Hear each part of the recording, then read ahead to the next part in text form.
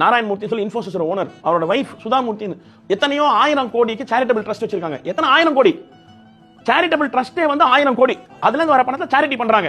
அவங்க ஒரு கார்ல போயிட்டு இருக்கும்போது ஒரு பையன் சாக்ஸ் வித்துட்டு வந்துட்டு இருந்தானா. எவ்வளவு சாக்ஸ்னா 30 ரூபா அப்படின்னாங்க. 30 ரூபாய்க்கு சார் நான் எல்லா சாக்ஸும் வாங்கிக்கிறேன், உங்க சாக்ஸ்ல நான் வாங்கிக்கிறேன். இனிமே உனக்கு ஒரு நாளைக்கு எவ்வளவு சாக்ஸ் விற்பேன்? ஒரு 15 சாக்ஸ் விற்பேன். 30 பதில் 450 ரூபா. நான் உனக்கு டெய்லி 450 ரூபா கொடுத்துறேன். இனிமே சாக்ஸ் விற்காத, உனக்கு நான் ஸ்கூல்ல சீட் வாங்கி கொடுக்குறேன், நீ படி அப்படின்னா. அவன் சரி, அவன் ரொம்ப சந்தோஷம். டெய்லி 450 ரூபா கொடுப்பாங்க, எனக்கு பையன் வீட்டை நான் பார்த்துப்பேன், 450 ரூபா நான் வீட்டை பார்த்துப்பேன், நான் ஸ்கூலுக்கு போறேன் அப்படின்னு. 1 மாசம் ஆச்சா, 2 மாசம் ஆச்சா, 6 மாசம் கழிச்சு அந்த பையன் வந்து சொன்னா, நான் சுதாமூர்த்தி கிட்ட, நீங்க 450 ரூபா கொடுக்குறீங்க, நான் வந்து இந்நேரத்துக்கு 50 ரூபா சாக்ஸ் விற்க ஆரம்பிச்சிருப்பேன் அப்படின்னா. 50 ரூபா சாக்ஸ் விற்க ஆரம்பிச்சேன். நீங்க 30 ரூபா சாக்ஸ் தான் பணம் கொடுத்தீங்க, இப்ப 6 மாசம் ஆயிடுச்சு, இப்ப நான் 50 ரூபா 100 ரூபா சாக்ஸ் வித்திருப்பேனே அப்படின்னா. அன்னைக்கு சுதாமூர்த்தி நினைச்சாங்களாம், நல்லது பண்ணும்போது கூட ஏதாவது ஒரு எக்ஸிட் கிளாஸ் வச்சு தான் நல்லது பண்ணணும். எப்பவுமே கிடைக்கும்ன்ற மாதிரி இருந்தா ஜனங்களோட புத்தி இப்படிதான் ஆகும். சோ உனக்கு கொடுக்கும்போது நீ இத்தனாம் கிளாஸ் படிக்கிற வரைக்கும் உன் ஃபீஸ் நான் கட்டுறேன் அப்படின்னு நான் சொல்லியிருக்கணுமே தவிர, நான் டெய்லி நீ சம்பாதிக்கிற பணத்தை கொடுக்குறேன் நான் சொன்னது தப்பா போச்சு. அன்னைக்கு அதை நான் ரியலைஸ் பண்ணல, இன்னைக்கு அதை நான் ரியலைஸ் பண்றேன்.